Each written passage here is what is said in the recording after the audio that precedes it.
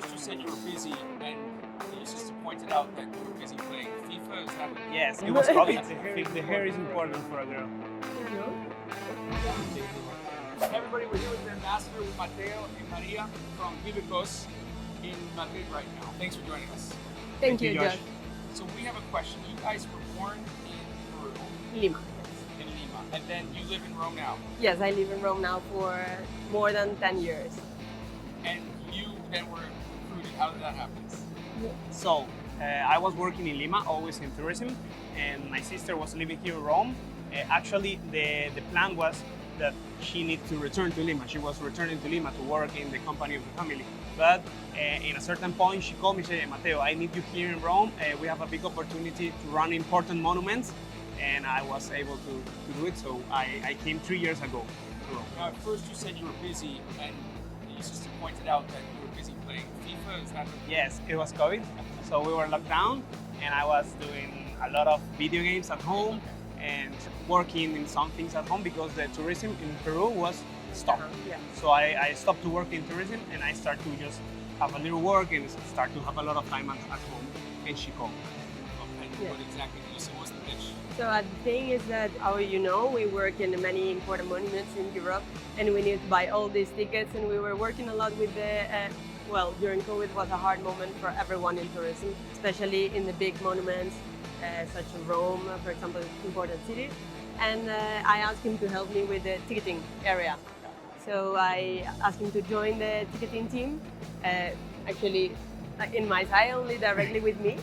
So he joined us to help buying the tickets, and then everything started from there. You have some outstanding bills with them, right? Still owe them some money? Yeah, some. I have some hours. So it's Hours. It was training, For people out there to understand, not everybody from Peru moves to another country. You guys did it. What exactly gave you the confidence and kind of the mindset globally, growing up perhaps, to do that, to make that kind of? Since Mateo already talked about, we come from a tourism family. Our family worked in tourism as well. So we were always able, and I think very lucky, to travel a lot with our parents as well. So we have a big, like a big view of global view. a global view. So we could open, I think travel helps us also to open your mind. I chose Rome to come to work, to study first, and then I decided to stay. It's a big city for tourism, and I think we can grow even more. I think before, we were actually talking about, before it was something luxury to travel around. So people only that had a lot of money could travel. Now it became a need, a necessity. So everyone needs to travel because they want to see, like, the world becoming smaller.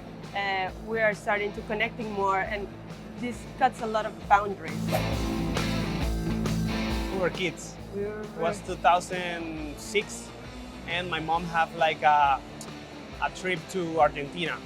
She was talking about Argentina, and when we were kids, we saw a lot of TV from Argentina.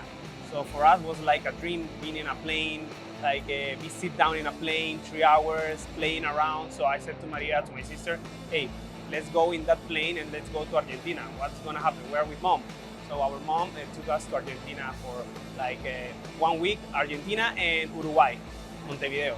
It was a beautiful trip, and I always remember it. I think that the way of traveling, when we go to somewhere, we can see actually the reality and how these people live their own normal life, which is different, maybe a lot of times different than our life. So we can learn more about this culture, and also learn how we can deal with this type of clients. Now we know how to recognize the needs of, for example, Americans, which is different than the needs of Spanish-speaking people or Asian people. So when we travel, then we start learning more about their needs.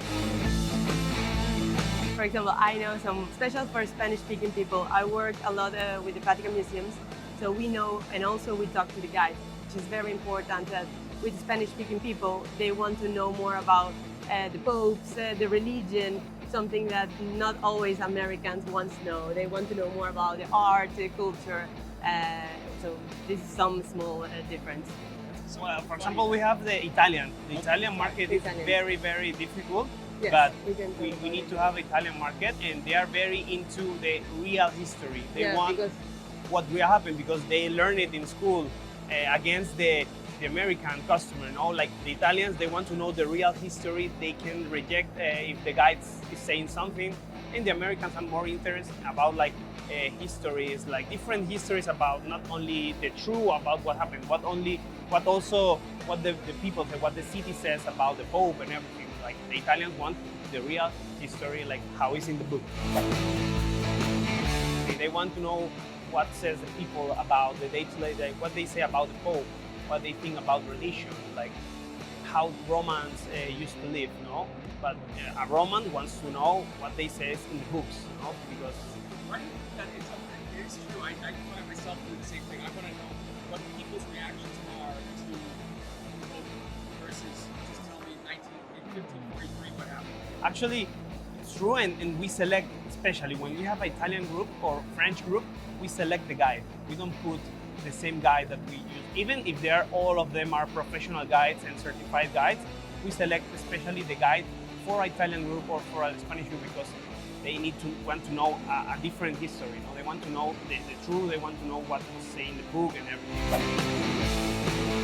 First, I moved to Rome 3 years ago, and it was the call of my sister. At the beginning, it was very difficult because I was working in Lima. I was having a development in Lima, and it was very difficult to me. But I understand that if I want to succeed in the tourism, it's my field, I need to see global. I need to see what's happening in the Colosseum, what's happening in Eiffel Tower. And I said to myself, okay, right now I'm working in Lima, doing, for example, tours to Machu Picchu, tours in Lima, and that's great.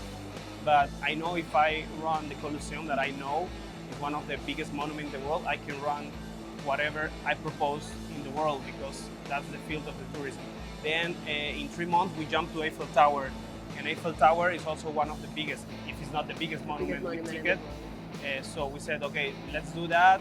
Let's run that monument, and we know that if we can do that, we can do everything in tourism, and that's the global set that everyone have to have in their field. If I know economic, what's the biggest thing that I can do in economic? If you follow that road, maybe you can arrive to your best. You don't need to be the best in the world. You need to make your best version of your field. Since we were kids, we saw mom. We saw a lot our mom like working and doing multitasking and a lot of things. And I think that we understand language, very important. Talk English, talk Spanish, and have other language to have communication. And know very good your field, because if you know what you do, you can have this agility that you are talking to us. Like, you know how to reply good every answer. So I think that's the best thing.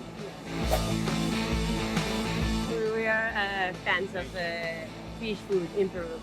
So I think also, same as what Mateo explained, actually is exactly what we feel.